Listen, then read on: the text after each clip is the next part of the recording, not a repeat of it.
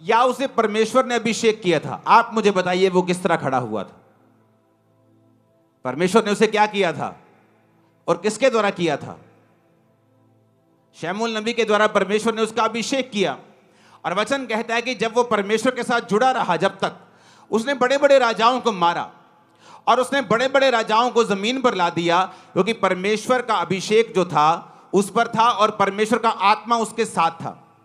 ऐसी एक भी लड़ाई नहीं थी जिसे शाऊल हारा हो, और शाऊल एक भी लड़ाई में शर्मिंदा नहीं हुआ था। लेकिन अब यह क्या हो गया कि एक वीर आके निकलता है और बाइबल कहती है कि इजरायली सारे लोग कांपने लगते हैं और शाऊल राजा भी कांपने लगता है। ऐसा क्या हुआ कि यह कांपने लगा? क्योंकि वचन कहता है कि परमेश्वर के वचन पर चलते चलते शाऊल परमेश्वर के वचन से हटा। उसने परमेश्वर की आज्ञाओं को मानना छोड़ दिया, अधूरी अधूरी आज्ञाओं को मानने लगा, अपने फायदे की आज्ञाओं को मानने लगा, परमेश्वर के साथ अपने संबंधों को तोड़ दिया। और इसीलिए बात गोलियत की नहीं थी। बात यह नहीं थी कि एक 10 फुट का बंदा 50-60 किलो की जुलाहे की डोंगी भाला बर्छा लेके उसके सामने खड़ा है और बड़ा लंबा और चौड़ा है और सैकड़ों किलो का है। बात यह नहीं थी। शाऊल ने पहले भी उसके जैसे बड़े लोगों को मारा था, बड़े राजाओं की उसने सिट्टी बिट्टी गुम की होगी, लेकिन अब ऐसा क्या हो गया कि अब वो उस गोले से डर रहा है। बात यह है, जब एक इंसान परमेश्वर से हट जाता है, जब एक इंसान परमेश्वर की आज्ञाओं में बना नहीं रहता है, वो पाप करता है, मूर्ति पूजा करे या वो व्यभिचारों में जाए, किसी पाप में जाए, परमेश्वर से हट जाए, प्रार्थना खत्म कर दे अपनी लाइफ की, तो वचन ये कहता है कि जो अथॉरिटी होती है, एक अथॉरिटी होती है शरीर की। आपको किसी गांव का सरपंच बना दिया, आपके पास अथॉरिटी है, आप उस अधिकार से काम कर सकते हैं। लेकिन वचन कहता है कि हमारा जो राज्य है वो तो आत्मिक है। एक अथॉरिटी होती है आत्मिक। जब एक व्यक्ति परमेश्वर के वचन पे चलता रहता है तो वो क्या नोटिस करता है कि उसकी जिंदगी में एक अजीब सी दलेरी है जो उसके अंदर रहती है। वो किसी मनुष्य से नहीं डरता, वो किसी चीज से नहीं डर लगता उसको। ये बात नहीं कि बिल्कुल डर लगता ही नहीं, वो फियरलेस है। बाइबल कहती है दाऊद भी डरता था। और वचन कहता है, जब आप भजन संहिता 46 पढ़ते हैं, उसने कहा मैं नहीं डरूंगा क्योंकि यहोवा मेरे संग है। डर उसके मन में था, लेकिन वचन कहता है कि वो अंगीकार ये करता था कि मैं नहीं डरूंगा क्योंकि यहोवा मेरे संग है। अब आपको ये बात पहले समझने की जरूरत है जिस टॉपिक पे हम हैं। अब शाऊल जो था, वचन ये कहता है कि उसकी आत्मिक अथॉरिटी को वो पाप और अनाज्ञाकारिता के कारण खत्म कर चुका था। कई बार क्या होता है, आप परमेश्वर के साथ आप रिश्ते में होते हैं, आप प्रभु के साथ मेल मिलाप में होते हैं, हाँ, आप रोज प्रार्थना करते हैं, आप पाप से दूर रहते हैं, आप सब तरह से परमेश्वर को प्रसन्न करने की कोशिश करते हैं। इसका मतलब ये नहीं कि आप 100% प्रभु यीशु को जैसे चलने लग जाते हैं, लेकिन आपकी इंटेंशन यही होती हैं कि मुझे कोई ऐसा पाप नहीं जानबूझ के करना, मुझे प्रेयर में रहना है, मुझे वचन पढ़ना है, मुझे रोज़ों में रहना है।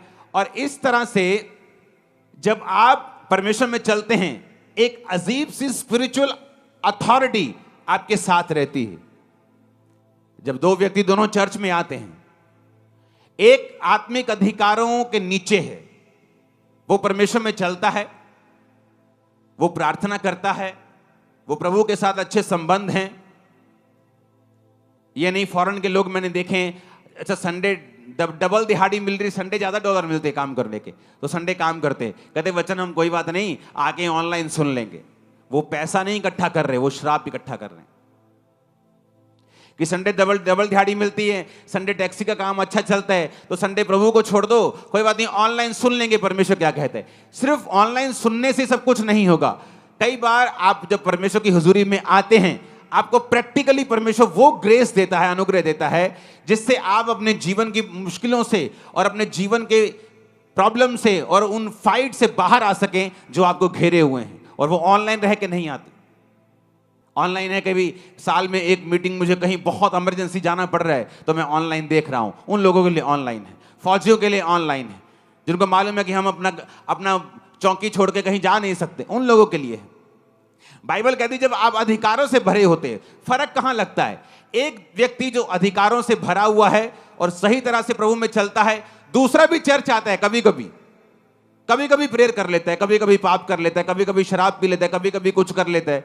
दोनों चर्च आ रहे हैं, दोनों में कोई फर्क नहीं। वो भी हालेलुया बोलता है, वो भी आमीन बोलता है, वो भी घोषणा करता है, वो भी विश्वास करता है यीशु प्रभु है। लेकिन फर्क तब होता है जब दोनों की जिंदगियों में उनको मुसीबतों का सामना करना पड़ता है। जब दोनों की लाइफ में कोई बीमारी आती है, या कोई ट्रबल आता है, या कोई मुश्किल आती, जो अधिकारों से भरा हुआ होता है, और जब वो अपने अधिकारों से मालूम होता है कि नहीं, मैं इस चीज के लिए नहीं बना हूं, और वो अधिकारों से उन चीजों को डांटना शुरू करता है, और वो चीजें गायब होती हैं। जब दूसरा सेम अधिकारों के साथ, सेम वर्ड्स के साथ प्रार्थना करना शुरू करता है, उसे अंदर से मालूम होता है कि मेरी प्रेयर का असर जो है वो नहीं है, मेरी प्रेयर में पावर जो है वो नहीं है, और वो प्रेयर शैतान के ऊपर इफेक्ट नहीं कर रही, और वो प्रॉब्लम के ऊपर, वो बीमारी के ऊपर जाके उसको खत्म नहीं कर रही। वो सिर्फ वर्ड्स हैं जो मैं बोल रहा हूं। कितनों को मेरी बात समझ आ रही? जीसस क्राइस्ट, बाइबल कहती है कि एक जगह यीशु मसीह ने वचन सुनाया, और यीशु मसीह ने चेलों को कहा कि अब तुम ऐसा करो, तुम चले जाओ, और चेलों को भेज दिया जबरदस्ती। जबरदस्ती लिखा है बाइबल, लोगों को भेज दिया, चेलों को भेज दिया। यीशु मसीह अकेले पहाड़ पे प्रार्थना करने के लिए चले गए। जब नीचे आए तो परमेश्वर ने क्या देखा कि परमेश्वर को नाव के उस नदी के उस पार जाना था, और नाव कोई नहीं थी, और बाइबल कहती परमेश्वर पानी पे चले गए चलते हुए।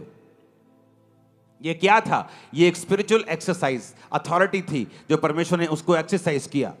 परमेश्वर जानते थे कोई भी चीज मुझे परमेश्वर के काम करने से रोक नहीं सकती।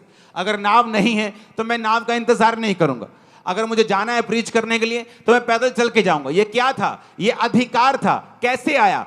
परमेश्वर यहोवा के साथ लगातार उसको प्रेम करके, उसके साथ चल के। ये एक दिन का जादू टोना या टोटका नहीं था कि परमेश्वर ने वचन बोले होंगे कि परमेश्वर में मैं सब कुछ कर सकता हूं और वो पानी में चलना शुरू कर दिया होगा। ऐसा नहीं है। कितने इन बातों को समझ रहे हैं? वो अधिकार कैसे आपकी लाइफ के अंदर आते हैं? वो अधिकार तब आते हैं जब आप परमेश्वर के साथ चल लेते हैं। अब मैं वही बात कर रहा हूं।